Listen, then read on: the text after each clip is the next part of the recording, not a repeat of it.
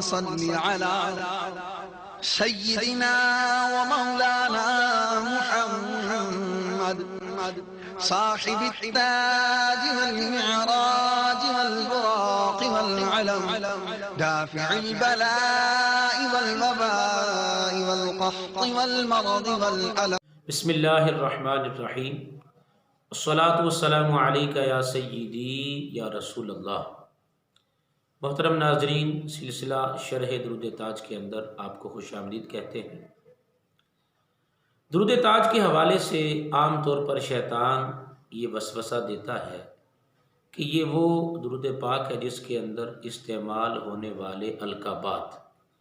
کسی مرفوع حدیث پاک کے اندر نہیں آئے، اور یوں اس وسوسے کے ذریعے وہ یہ بات ذہن کے اندر بٹھانے میں کامیاب ہو جاتا ہے کہ یہ درود پاک پڑھنا جائز نہیں ہے. حالانکہ اگر دیکھا جائے تو قرآن پاک کے اندر خالق کائنات نے مطلقاً درود و سلام کا حکم ارشاد فرمایا ہے، اور اس حکم کی تعمیل کسی بھی درود و سلام کو پڑھنے سے ہو جاتی ہے. اگرچہ افضل وہی درود پاک ہوگا جس کو خود حضور نبی کریم صلی اللہ علیہ وآلہ وسلم نے بیان فرمایا، لیکن جہاں تک جائز ہونے کا تعلق ہے تو دوسرے درود پاک پڑھنا بھی جائز ہے. اور یہی وجہ ہے کہ ہم صحابہ کرام علیہم رضوان کے طرز عمل کو دیکھتے ہیں، تابعین کے عمل کو دیکھتے ہیں، تو انہوں نے بھی اپنی طرف سے مختلف الفاظ کے ساتھ درود پاک بیان کیے ہیں اور وہ ان کا ورد کیا کرتے تھے. اگر نئے درود پاک بنانا اور نئے الفاظ استعمال کرنا منع ہوتا، اور ایسے وہ الفاظ کہ جو کسی مرفوع حدیث پاک کے اندر نہیں آئے، آگے چل کر انشاءاللہ ہم کچھ درود پاک سننے کی بھی سعادت حاصل کریں گے، تو اگر یہ عمل جائز نہ ہوتا تو ہرگز صحابہ کرام علیہم رضوان اور تابعین کرام علیہم رضوان یہ کام نہ کرتے. اسی طرح ہم امت کے مجتہدین، مجددین، محدثین اور فقہا کو دیکھتے ہیں. انہوں نے اپنی زندگی کے اندر ایسے الفاظ کے ساتھ درود و سلام پڑھے ہیں، ورد کیا ہے، امت تک پہنچائے ہیں، جو کسی مرفوع حدیث پاک کے اندر نہیں آئے. جیسا کہ حضور سیدنا غوث الاعظم رضی اللہ تعالی عنہ، حضرت امام شافعی رحمۃ اللہ تعالی علیہ اور حضرت شاہ ولی اللہ علیہم رضوان، یہ وہ عظیم الشان ہستیاں ہیں کہ جن کی علمی جلالت اور علمی شان کو دنیا تسلیم کرتی ہے. ان حضرات نے بھی وہ درود و سلام بیان کیے ہیں جو کسی مرفوع حدیث کے اندر نہیں آئے. اور اگر ہم اس کو ایک اور جہت کے لحاظ سے دیکھتے ہیں، اللہ تعالیٰ نے جہاں حضور نبی کریم صلی اللہ علیہ وآلہ وسلم پر درود و سلام پڑھنے کا حکم دیا، تو حدیث مبارکہ کے اندر دوسرے انبیاء کرام علیہ السلام پر بھی درود و سلام پڑھنے کا حکم دیا گیا ہے. اب وہاں یہ نہیں بیان فرمایا گیا کہ انہی الفاظ کے ساتھ تم نے درود و سلام پڑھنا ہے. یہ امت کی ثوابدید پہ رکھا گیا کہ جو الفاظ تم چاہو، تمہیں پسند ہوں، ان الفاظ کے ساتھ تم درود و سلام پڑھ سکتے ہو. تو اس سے بھی یہ بات پتہ چلی کہ اصل مقصود حکم کی تعمیل ہے، وہ کسی بھی درود و سلام سے ہو جائے تو فضیلت انشاءاللہ تعالی حاصل ہو جائے گی. اور ایک بڑی ہی اہم بات ہے، بخاری شریف سے لے کر تقریباً حدیث مبارکہ کی ہر کتاب کے اندر جہاں حضور نبی کریم صلی اللہ علیہ وآلہ وسلم کا نام پاک آتا ہے، وہاں صلی اللہ علیہ وسلم کے الفاظ بیان کیے جاتے ہیں. حالانکہ یہ وہ الفاظ ہیں جو حضور نبی کریم صلی اللہ علیہ وآلہ وسلم کی اپنی کسی مرفوع حدیث کے اندر نہیں آئے. اب یہ حدیث مبارکہ کی کوئی بھی کتاب ہے اور تقریباً ہر کتاب کے اندر یہ درود و سلام لکھا جاتا ہے. شرق سے غرب تک یہ کتابیں پھیلی ہیں، انہیں پڑھایا جاتا ہے، بیان کیا جاتا ہے، سمجھا جاتا ہے، اور یہی درود و سلام اس میں پڑھا بھی جاتا ہے، لیکن یہاں کسی قسم کا کوئی اعتراض نہیں کیا جاتا۔ لیکن جب درود تاج کی باری آتی ہے یا اس کے علاوہ کسی بھی درود و سلام کی باری آتی ہے تو وہاں اعتراض کیا جاتا ہے، اور شیطان یہ وسوسہ دینے کی کوشش کرتا ہے کہ یہ حدیث پاک سے ثابت نہیں، لہٰذا یہ جائز نہیں ہے۔ تو لہٰذا اگر صلی اللہ علیہ وآلہ وسلم یا صلی اللہ علیہ وسلم پڑھنا جائز ہے، اور یہ وہ الفاظ ہیں جو حدیث مرفوع کے اندر نہیں آئے، تو لہٰذا دیگر درود و سلام پڑھنا بھی بالکل اسی طرح جائز ہوں گے۔ اب آئیے ان چند ایک درود و سلام کی طرف آتے ہیں جو صحابہ کرام علیہم الرضوان نے اپنا معمول بنایا اور وہ درود و سلام پڑھا کرتے تھے۔ ان کے چند الفاظ آپ کو پیش کرنے کی سعادت حاصل کرتا ہوں۔ سلامت الکندی فرماتے ہیں کہ سیدنا علی رضی اللہ تعالی عنہ لوگوں کو یہ صلاۃ و سلام سکھایا کرتے تھے، اور پھر آگے انہوں نے وہ الفاظ ذکر کیے: اللہم داحی المدحواتی وباری المسموکاتی وجبار القلوب علی فطرتہا شقیہا وسعیدہا اجعل شرائف صلواتک اجعل شرائف صلاتک ونوامی برکاتک۔ آگے پھر یہ مختلف الفاظ کے ساتھ حضور نبی کریم صلی اللہ علیہ وآلہ وسلم کی ذات پر درود و سلام کے یہ صیغے بیان کیے گئے ہیں، اور اس کو المعجم الاوسط لطبرانی کے اندر بھی بیان کیا گیا اور تفسیر ابن کثیر کے اندر بھی ذکر کیا گیا۔ اب آگے آئیے، حضرت عبداللہ ابن مسعود رضی اللہ تعالیٰ عنہ فرماتے ہیں کہ جب تم رسول اللہ صلی اللہ علیہ وآلہ وسلم پر درود و سلام پڑھو تو خوبصورت طریقے سے پڑھا کرو،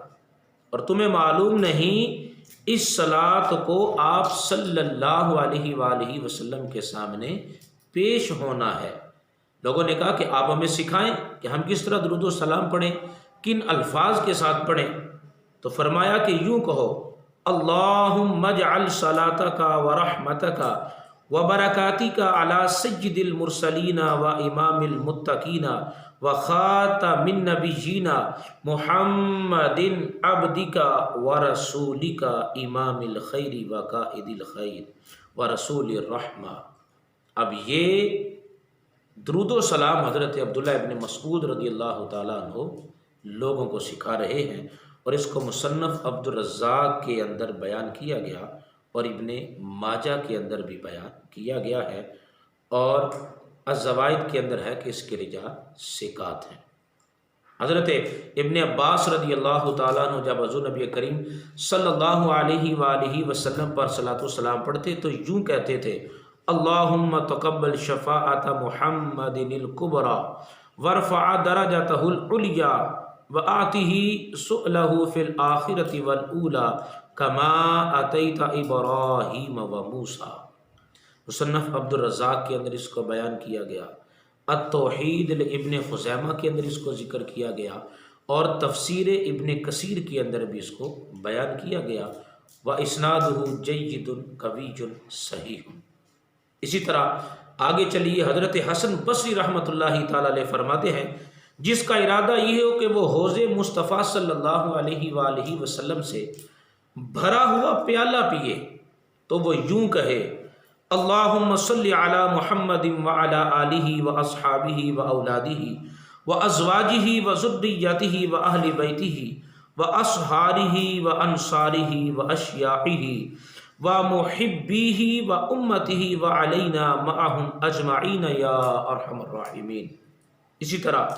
امام شافعی رحمۃ اللہ تعالیٰ علیہ نے یہ درود و سلام جو بھی آپ کے سامنے عرض کرتا ہوں اپنی کتاب الرسالہ میں لکھا: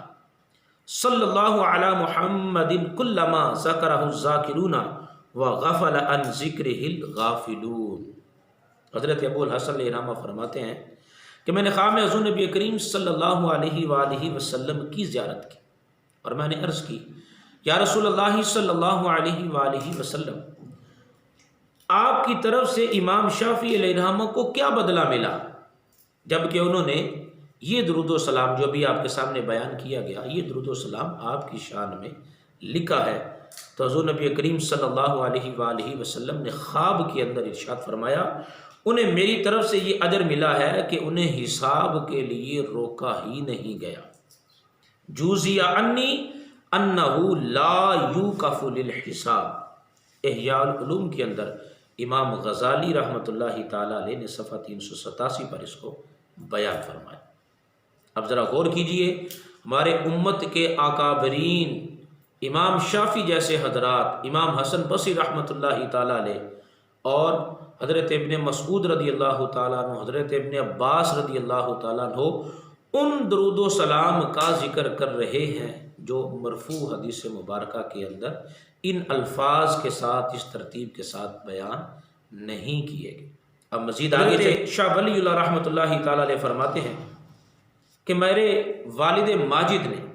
مجھے ان الفاظ کے ساتھ درود و سلام پڑھنے کا حکم دیا، اللہم صلی علی محمد النبی الامی و آلہ و بارک وسلم۔ اور پھر آپ فرماتے ہیں کہ میں نے خواب میں یہ درود و سلام حضور نبی کریم صلی اللہ علیہ وآلہ وسلم کو سنایا، تو آپ علیہ الصلوۃ والسلام نے اسے پسند فرمایا۔ اب ذرا اس ساری جو وضاحت ہے اسے اپنے ذہن میں رکھیے، اور ان ساری چیزوں پر جب ٹھنڈے دل و دماغ کے ساتھ غور کریں گے تو یہ بات کھل کر سامنے آ جائے گی کہ اگر درود و سلام ایسا ہے کہ جس کے اندر وہ القابات ذکر کیے گئے ہیں کہ جو حضور نبی کریم صلی اللہ علیہ وآلہ وسلم کی شایان شان ہیں، تو ان القاب کوئی خرابی نہیں ہے اور یہ شرعاً جائز ہے۔ لہٰذا درود تاج بھی ایک ایسا ہی درود و سلام ہے کہ جس کے اندر حضور نبی کریم صلی اللہ علیہ وآلہ وسلم کے ان القابات کو، ان اوصاف کو ذکر کیا گیا جن کے اندر ان کی شان و عظمت کا اظہار ہوتا ہے، اور یہ شرعی لحاظ سے پڑھنا بالکل جائز ہے، اس میں کسی قسم کا کوئی حرج نہیں۔ لہٰذا اگر شیطان یہ وسوسہ دیتا ہے تو ہمیں فوراً اس وسوسے کی کاٹ کر کے اپنا یہ ذہن بنانا ہے کہ درود و سلام پڑھنا جائز ہے، تو درود تاج پڑھنا بھی شرعاً جائز ہے۔ انشاءاللہ مزید درود تاج کے حوالے سے اگلی چند ایک جو ہماری قسطیں ہوں گی درود تاج کے الفاظ کی طرف ہم آئیں گے، ان کے معنی کیا ہیں، مطالب کیا ہیں، ان کی طرف بھی آئیں گے، لیکن اس سے پہلے